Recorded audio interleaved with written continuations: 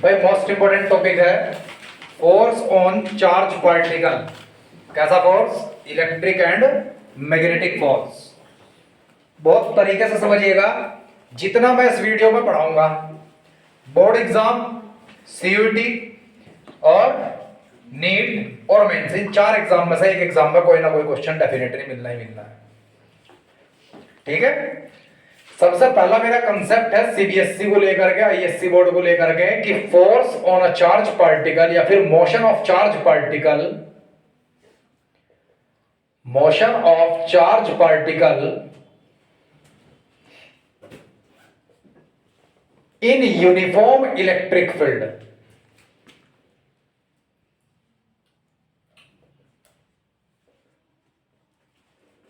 और भाई साहब इस टॉपिक को मैं आपकी नसों में भर दूंगा। मैंने कंसीडर कर लिया है कि यूनिफॉर्म इलेक्ट्रिक फील्ड स्टैब्लिश किया जाता है अलोंग वाई एक्सिस।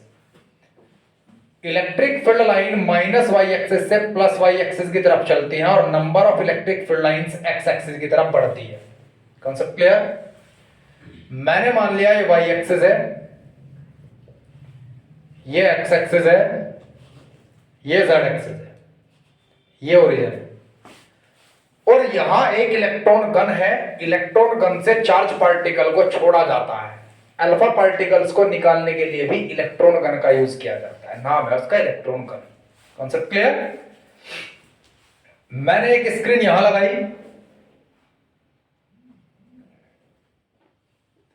और मैंने यहां से एक पॉजिटिव चार्ज पार्टिकल छोड़ दिया। दिमाग लगा, इलेक्ट्रिक फील्ड लाइंस यहां से पैदा हुई है तो पॉजिटिव चार्ज इधर होगा और नेगेटिव चार्ज इधर होगा, क्योंकि electric field lines positive to negative चलती है।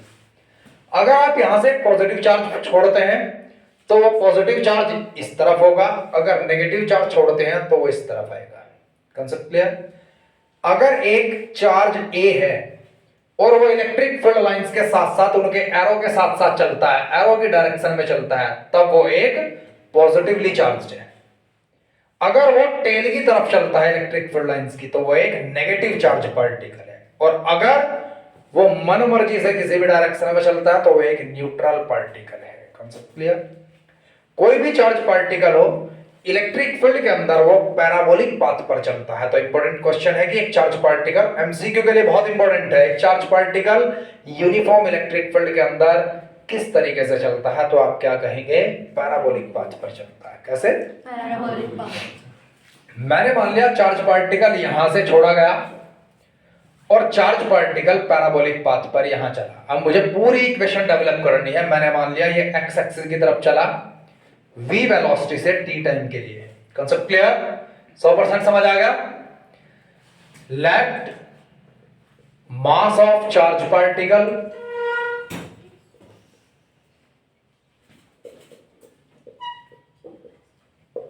q charge on particle, E electric field. Concept clear बेटे? तो ध्यान रखिएगा, इलेक्ट्रिक फोर्स जो चार्ज पार्टिकल के ऊपर लगेगा वो चार्ज इनटू इलेक्ट्रिक फील्ड होगा, और एक लीनियर फोर्स होगा वो ma के बराबर होगा under equilibrium ma is equals to QE। और यहां से चार्ज पार्टिकल की एक्सेलरेशन फाइंड आउट कर लेंगे। अब मैं तो ये बताऊंगा कि ये फॉर्मूला भी इंपॉर्टेंट है। क्यों है इंपॉर्टेंट मैं बताता हूं। दरअसल इस फॉर्मूले से रिलेटेड कई दफा क्वेश्चन आया है। Concept clear? क्वेश्चन कैसा है? आपको क्या कह दिया गया? दो चार्ज पार्टिकल है, एक ए एक बी। ए चार्ज पार्टिकल की चार्ज अपॉन मास रेशियो ज्यादा है, मतलब चार्ज पर यूनिट मास ज्यादा है। तो ए या बी किसकी एक्सेलरेशन ज्यादा होगी यूनिफॉर्म इलेक्ट्रिक फील्ड के अंदर? तो दिमाग लगा, acceleration is directly proportional to charge upon m। तो acceleration of any particle is directly proportional to the charge upon mass ratio if electric field is constant for different particles. Is that clear all of you not? यहां तक इतना deeply गया था कभी दिमाग? गया था? आज गया? अब ध्यान दें। Concept clear? 100% समझ आ गया?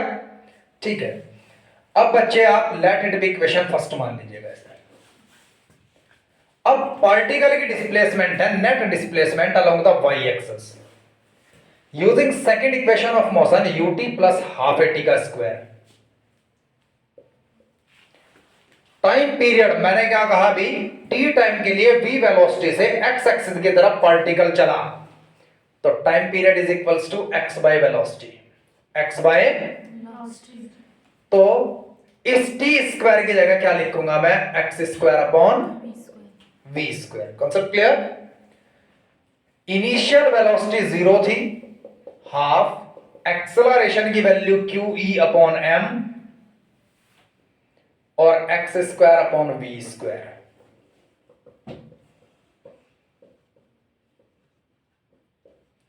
अगर ये सब कांस्टेंट है तो y is directly proportional to x square है, which is the equation of parabola. मैंने तो ये माना था कि पार्टिकल सिर्फ इधर चला और इस पॉजिटिव ने उस पॉजिटिव पार्टिकल को रिपेल कर दिया, जिसकी वजह से प्लस y एक्सिस की तरफ नेट डिस्प्लेसमेंट बनी।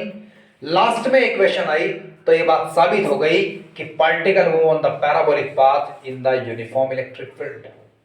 Concept clear? 100% समझ आ गया?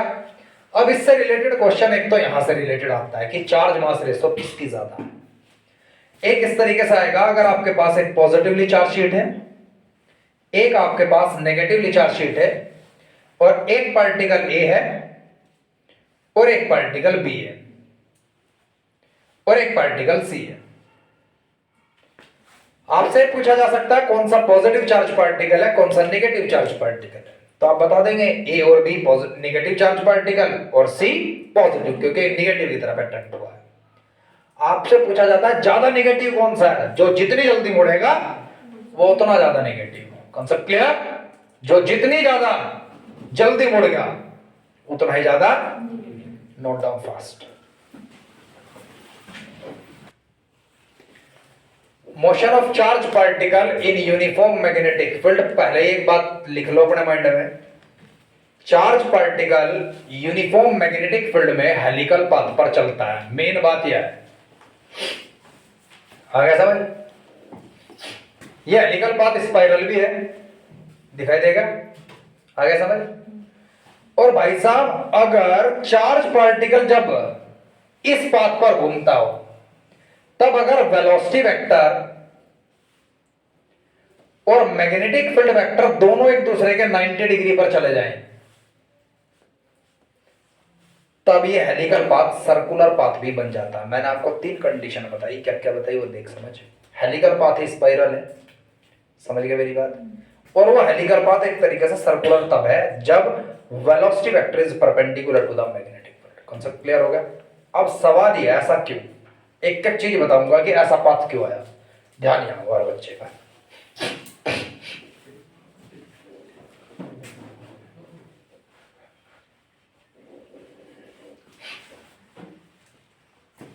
मान ले एक एक्स एक्सिस है, एक वाई एक्सिस, एक जेड एक्सिस। समझिए बिल्कुल दिल से, दिल और दिमाग यही हो। मैं मान लिया मैग्नेटिक फील्ड इस तरफ चल रहा और एक चार्ज पार्टिकल किसी थीटा एंगल पर इसके अंदर एंटर करता है। Concept clear? अब जब चार्ज पार्टिकल इस पर एंटर करेगा ना, तो चार्ज पार्टिकल के ऊपर एक मैग्नेटिक फोर्स लगेगा, और मैग्नेटिक फोर्स का मतलब है FB, magnetic force that is equal to charge velocity cross magnetic field. Concept clear?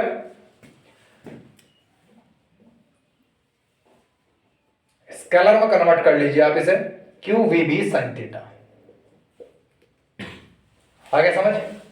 अब इस वेलोसिटी वेक्टर को ना 2 वेक्टर कंपोनेंट में तोड़ दिया हमने, एक cos थीटा, एक sin थीटा। हमने देखा कि चार्ज पार्टिकल जब मैग्नेटिक फील्ड के अंदर एंटर किया तो वो ऐसी ट्राजेक्टरी को फॉलो करता है, तो वेलोसिटी वेक्टर को मैंने दोनों कंपोनेंट में तोड़ दिया। मुझे पता नहीं इसमें साइन कैंसिल हो गया कॉस। फिर मैंने देखा ये एंगल 90 डिग्री बन रहा जिस पर कॉस वैनिश हो जा, तो यहां साइन कंपोनेंट लिया गया। क्या दिया गया? Sign component with the velocity और मैग्नेटिक फील्ड 90 डिग्री के एंगल पर कॉस एक दूसरे को कैंसिल कर देता है कॉस, ठीक है जी। अब यहां ध्यान देंगे आप, इस पे साथ साथ एक सेंट्रीपिटल फोर्स लगेगा,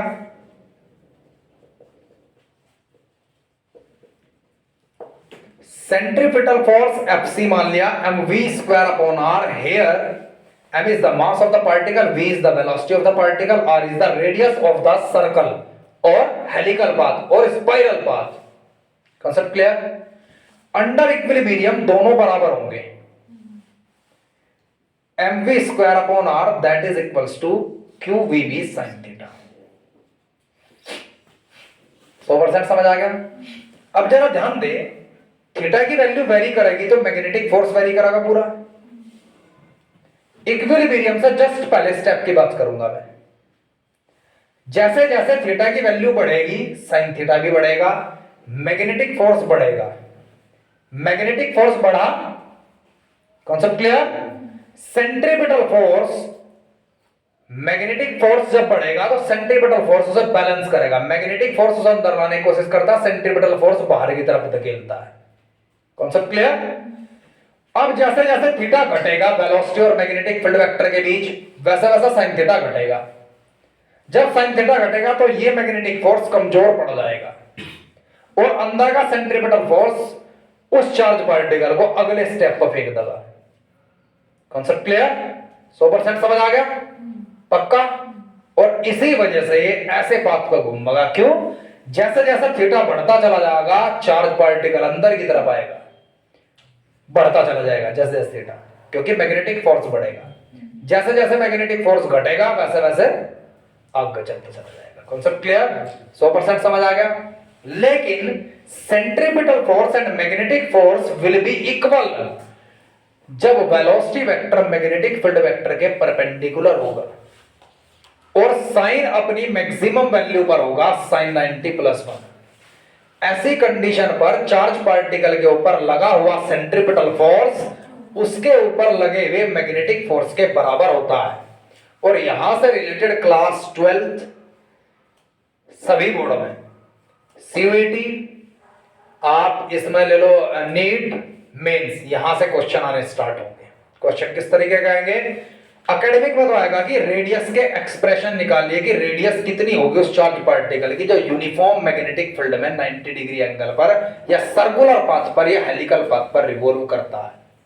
तो रेडियस निकालिए जरा, वेलोसिटी से वेलोसिटी कटेगा, रेडियस के लिए डेरिवेशन निकालना था mv अपॉन qb। अब ध्यान देंगे आप यहां, radius will be directly proportional to the mass charge ratio. Concept clear? 100% समझ आ गया? आपको ये कहा गया एक सेंटर है, ये एक चार्ज पार्टिकल यहां रिवॉल्व करता है, एक यहां रिवॉल्व करता है। अगर दोनों का मास सेम है तो चार्ज किसका ज्यादा है? तो ध्यान दीजिएगा, अगर मास सेम है तो radius inversely proportional to charge है, जिसकी रेडियस ज्यादा उसका चार्ज कम, तो चार्ज इसका ज्यादा होगा। Concept clear? 100% समझ आ गया? ये इंपॉर्टेंट क्वेश्चन है, समझ आया? बेहतरीन, ठीक है जी। अब इसके बाद देखिएगा जरा ध्यान से, अगर दोनों चार्ज पार्टिकल सेम मास के हैं तो radius inversely proportional to R है। अगर सेम वेलोसिटी से सेम मैग्नेटिक फील्ड के अंदर घूमते हैं, अलग अलग चार्ज पार्टिकल हैं, तो उनकी रेडियस इस तरीके से निकालेंगे आप, mass of A charge of A, mass of B charge of, ये ऊपर गया, ये डिनोमिनेटर में आया, R A upon R B that is equal to M A into Q B, Q A into M B. Concept clear to all of you not? Concept clear? यहां तक लिखे पास। Radius of charge particle in uniform magnetic field. यहां तक related एक question लिखो, calculate the ratio of radius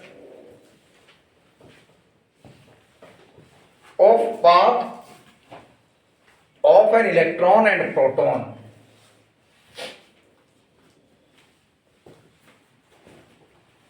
if both enter to a uniform magnetic field with same velocity and at same angle, with same velocity and at same angle,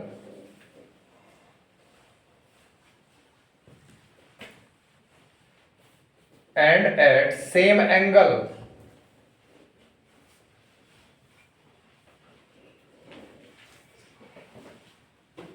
ठीक है जी। आपके पास formula है R is equals to M V upon Q B. Velocity and magnetic field is constant, तो radius of path of electron, radius of path of proton, that is equal to mass of electron upon charge of electron, mass of proton upon charge of proton is equals to the charge of electron, बस opposite है, ये यहां आया। Mass of electron को अगर m रखा जाए तो मास ऑफ प्रोटॉन 1836 टाइम्स ज्यादा होता है मास ऑफ इलेक्ट्रॉन से, तो आंसर आपके पास है 1:1836। Concept clear? Note down fast.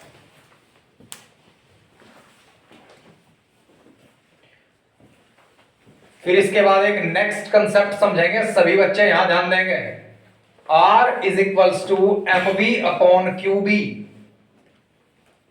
अगर मैं चार्ज पार्टिकल के लीनियर मोमेंटम की बात करता हूं तो लीनियर मोमेंटम को mv लिखा जाता है mass into velocity of the particle. तो अगर मोमेंटम के रेस्पेक्ट में आपसे क्वेश्चन पूछा जाता है तब आप इस तरीके से समझेंगे इस क्वेश्चन को। Radius of path of charge particle in uniform magnetic field is inversely proportional to the charge of the particle. यहां से रिलेटेड क्वेश्चन आया, क्वेश्चन लिखेगा if electron and proton enter to the uniform magnetic field, if electron and proton enter to the uniform magnetic field, if electron and proton enter to the uniform magnetic field with constant linear momentum,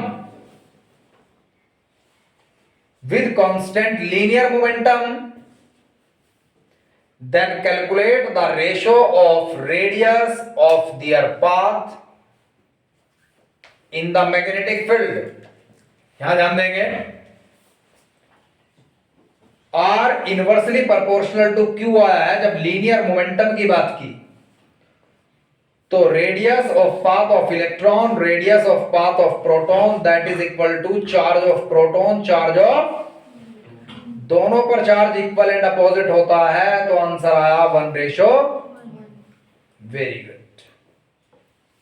अब यहां से related एक question और पूछा जा सकता है, थोड़ा सा टैकल करना सीखा करो क्वेश्चन को, टॉपिक को रट्टाफिकेशन नहीं, हर एक टॉपिक का कंसेप्ट समझना है किस तरीके से, ठीक है।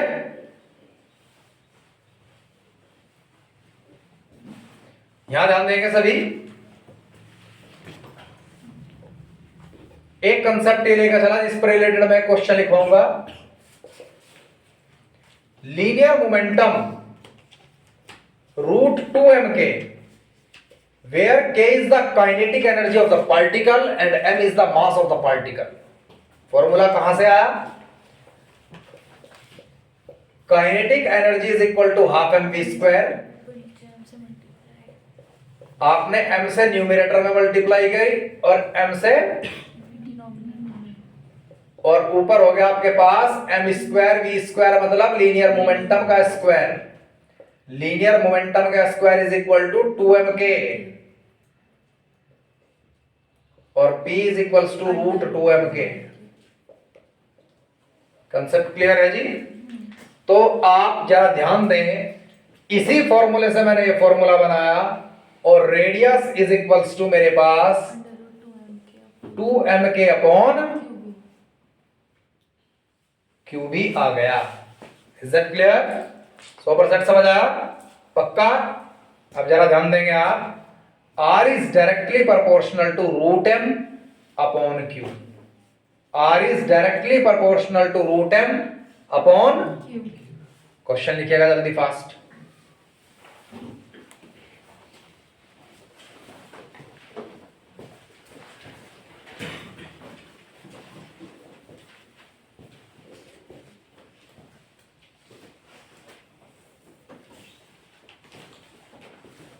If electron and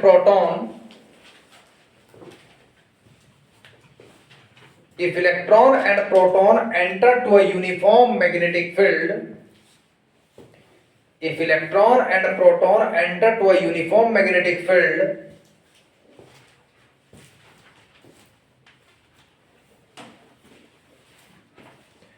with the same kinetic energy, calculate the ratio of radius of their path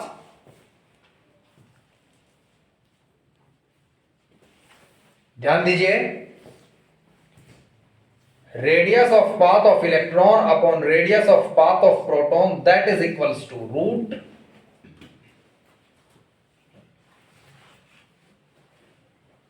mass of electron upon charge of electron, mass of proton upon charge of E से ही cancel, तो RE upon RB that is equal to M। अगर mass of electron M रखा जाता है तो mass of proton 1836 गुणा of M लिखा जाएगा। रूट M से रूट M कट गया, 1 upon root 1836। So here the ratio of the radius of electron and proton in the uniform magnetic field, if both enter with the same velocity at same angle, is 1:18 root 1836। Concept clear? 100% समझ आया? पक्का? Note down fast।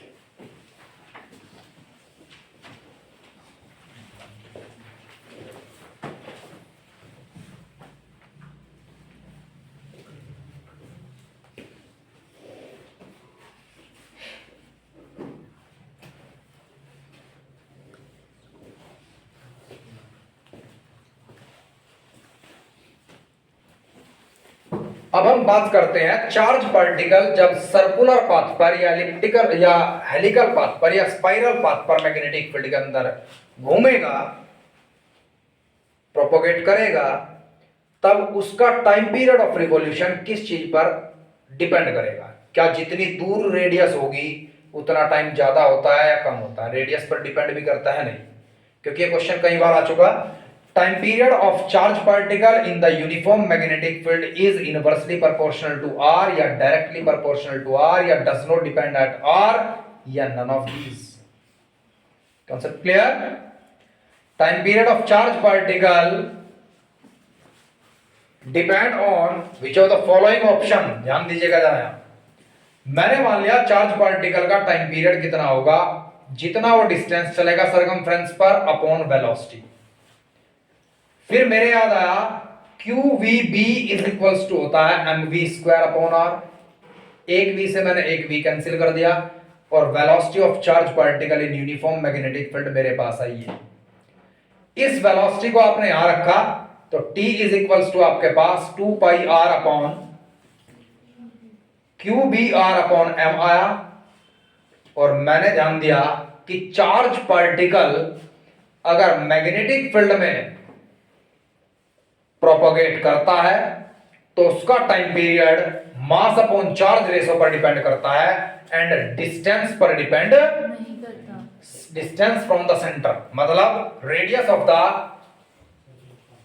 Path इस पर depend नहीं करता। Concept clear? 100% समझ आएगा। Radius of path पर डिपेंड, यहां तक लिखिएगा, मोस्ट इंपोर्टेंट टॉपिक है।